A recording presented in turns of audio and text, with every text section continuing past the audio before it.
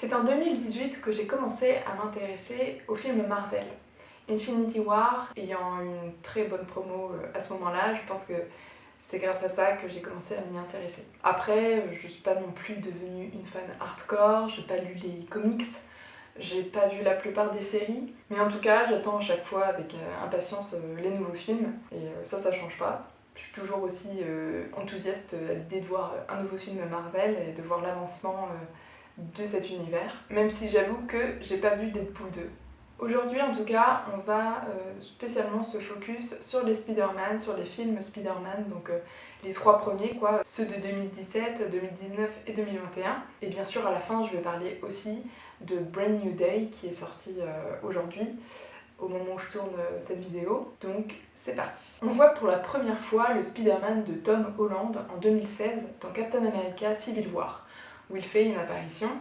Mais le super-héros a droit à son propre film en 2017 dans Homecoming, qui est le 16e film du MCU. J'aime beaucoup ce premier film car on arrive dans un monde où Spider-Man est déjà Spider-Man. Les super-héros sont présents dans le lore général de ce monde, les gens les connaissent, d'ailleurs il y a même Captain America qui fait des messages de sensibilisation et de prévention dans le lycée où va Peter Parker. En tant que spectateur donc, on rentre un peu dans le feu de l'action dans un monde qui existe déjà sans nous en fait, où Spider-Man et les super-héros n'ont pas besoin d'être présentés, ne commencent pas à connaître leurs pouvoirs, etc.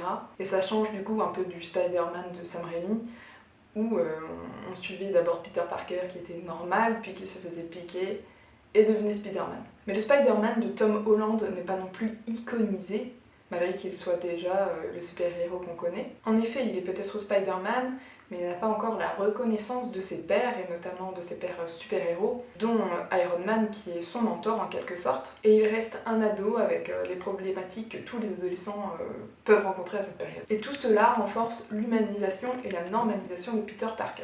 Il y a clairement une volonté de toucher un plus jeune public, notamment avec les scènes en fan footage, les scènes où il envoie des textos alors qu'il se promène d'immeuble en immeuble, les scènes où il fait des selfies, et même où il fait des appels en visio avec MJ, donc ça c'est dans le 3 il me semble. Tout ça participe du coup à l'identification du spectateur adolescent, voire plus jeune, à Spider-Man, qui rencontre également les mêmes problématiques dans sa vie personnelle en fait, car Peter Parker a aussi ses coups de cœur à gérer, les harceleurs du lycée aussi à tenir à distance. Donc un spectateur adolescent, voire un peu plus vieux, voire un peu plus jeune, peut clairement se reconnaître dans ce Peter Parker.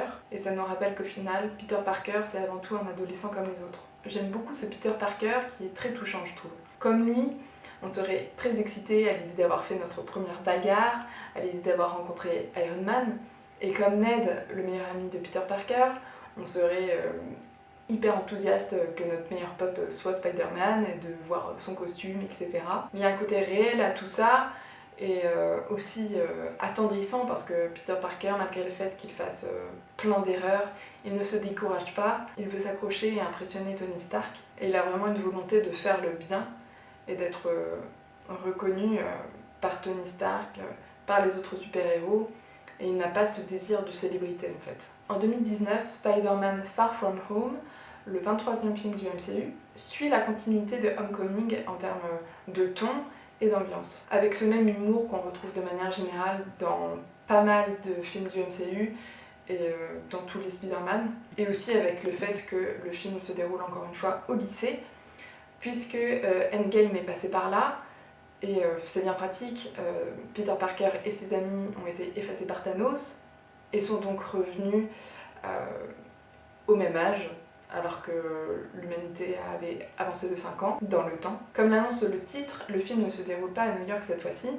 mais en Europe, en tout cas une grande partie du film. On retrouve ici un Peter Parker plus si naïf qu'auparavant, et c'est normal malgré ce qui s'est passé, même s'il a toujours cet émerveillement qu'on lui connaît, il est quand même plus terre à terre. Avec la mort de Tony Stark, Peter Parker veut se montrer à la hauteur de Tony Stark, voire le surpasser. Mais notre héros a des doutes. En effet, il est partagé en le fait de vivre pleinement sa vie d'ado comme un ado normal, et celui d'être un bon Spider-Man, notamment pour convaincre Nick Fury, qui remet en cause sa légitimité à être un super-héros. Tout au long du film, Peter Parker a donc la pression d'être à la hauteur des autres super-héros qu'il connaît. Il doit prouver sa valeur pour acquérir la reconnaissance, mais il doit aussi être là pour ses amis et ne pas passer à côté de son adolescence. Far From Home est à mes yeux un film de transition entre Homecoming, qui est un film plutôt classique de super-héros, et entre No Way Home, sorti en 2021, qui est la suite directe de Far From Home. Et ce troisième opus a cette originalité de se faire croiser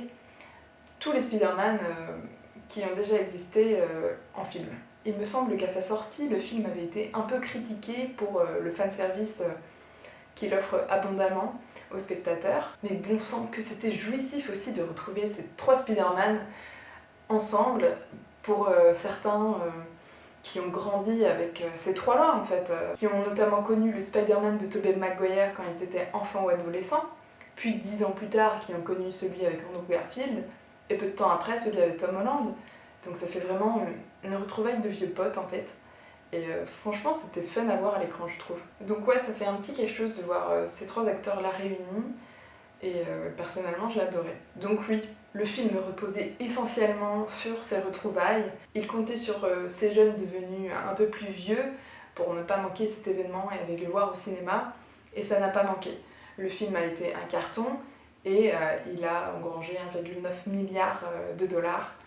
Donc ça a été un vrai succès quoi. Dans cet opus beaucoup plus sombre, dramatique et aussi plein d'émotions, on retrouve Peter Parker, dont l'identité a été dévoilée au monde entier par Mysterio, donc le méchant de Far From Home, et qui lui a fait en même temps une très mauvaise réputation. Peter Parker doit faire face à cela et aux conséquences que ça a sur lui, sur ses amis, sur sa famille, car cette célébrité n'était pas du tout attendue. On est ici sur un film plus adulte, avec des problématiques un peu plus sérieuses, et c'est normal puisque Peter Parker et ses ennemis grandissent aussi. Spider-Man va devoir tout au long de ce film jongler avec des émotions complexes comme la culpabilité, la colère, voire la haine, rendant le personnage un peu moins manichéen que ce qu'on avait pu connaître jusque-là et nous laisse entrevoir une part beaucoup plus sombre de Peter Parker qu'on ne connaissait pas.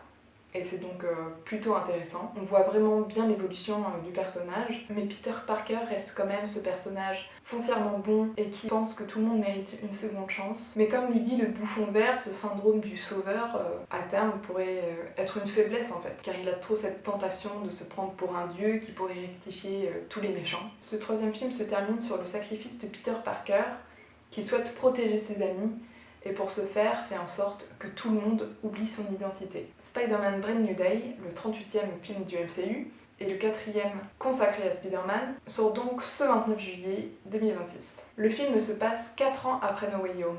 Peter Parker, oublié de tous, vit une vie en solitaire, rythmée par son travail en tant que Spider-Man, par le sport, par sa passion pour la technologie et par le stalking de ses anciens amis. Bon, par contre, on se demande grâce à quel argent il se paye son appartement, il se paye ses ordinateurs et tous ses gadgets technologiques. Mais bon, il faut pas trop faire attention aux incohérences dans ce film malheureusement. Peter Parker donc a changé.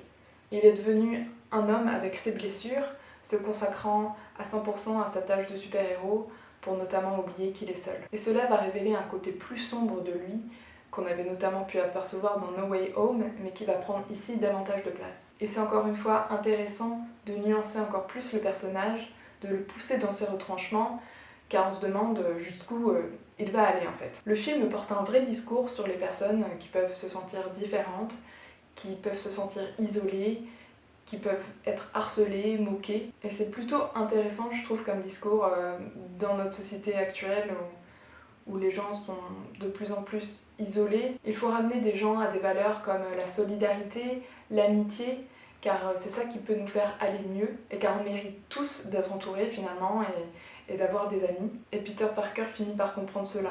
Lui qui souffre énormément de sa solitude, il va essayer de lâcher un peu du lest sur son taf de Superman et davantage se recentrer sur lui-même, prendre du temps pour lui et pour ses relations sociales notamment. Spider-Man se rend également compte de l'iconisation dont il fait maintenant l'objet, grâce à une scène en particulier qui est très très bien faite, que j'ai beaucoup aimée personnellement. On se rend compte vraiment à ce moment-là, enfin lui-même se rend compte qu'il a vraiment une influence sur les gens et qu'il a de l'importance pour eux en fait. Et ça lui fait prendre conscience aussi qu'il n'est pas seul finalement.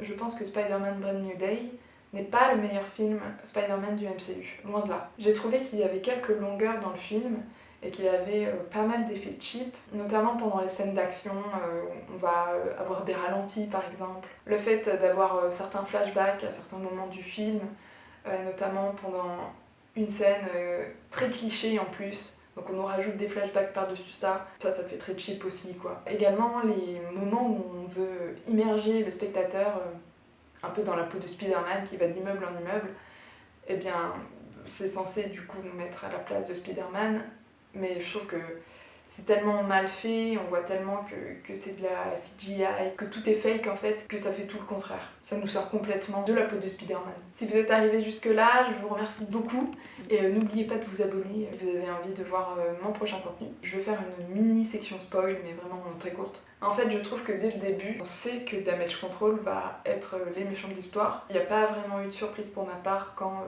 ça s'est révélé être vrai. Alors peut-être que dans les séries et dans les films, on parle aussi de Damage Control et qu'ils sont présentés comme des méchants, mais du coup je m'en souviens pas. Les agents du Shield, que même dans les anciens Spider-Man on en parle, mais je ne me rappelais pas du tout. Du coup c'était pas du tout une surprise quoi, de voir que c'était eux les méchants.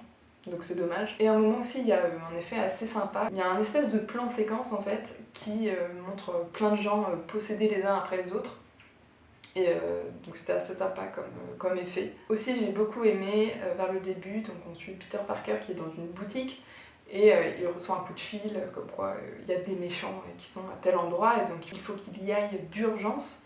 Et donc on le voit courir hors de la boutique et c'est très sympa car du coup la caméra le suit, donc filmé avec une steadicam je suppose, puisque vraiment on a tous les à-coups comme si on était quelqu'un qui suivait Peter Parker en courant également. Donc ça c'est appréciable aussi d'avoir ça, et c'est dommage parce qu'on l'a qu'une fois. Mais en tout cas ça montre bien l'urgence dans laquelle est Peter Parker à ce moment-là. Donc voilà, je pense que j'ai fini pour ma petite chronique sur Spider-Man Brand New Day. Donc j'avais pas forcément grand chose à dire, mais je voulais revenir de manière générale en fait sur les films Spider-Man et sur l'évolution de Peter Parker. Donc voilà, j'espère que cette vidéo vous a plu. N'hésitez pas à vous abonner encore une fois, à partager la vidéo si vous pensez qu'elle peut intéresser d'autres gens, à mettre un like et à commenter. Vous, qu'est-ce que vous en avez pensé en fait de Spider-Man, si vous l'avez vu, si vous comptez aller voir et si vous êtes d'accord aussi avec l'évolution que j'ai pu décrire en fait de Peter Parker et de Spider-Man. Donc voilà, merci beaucoup, merci d'avoir regardé et ciao.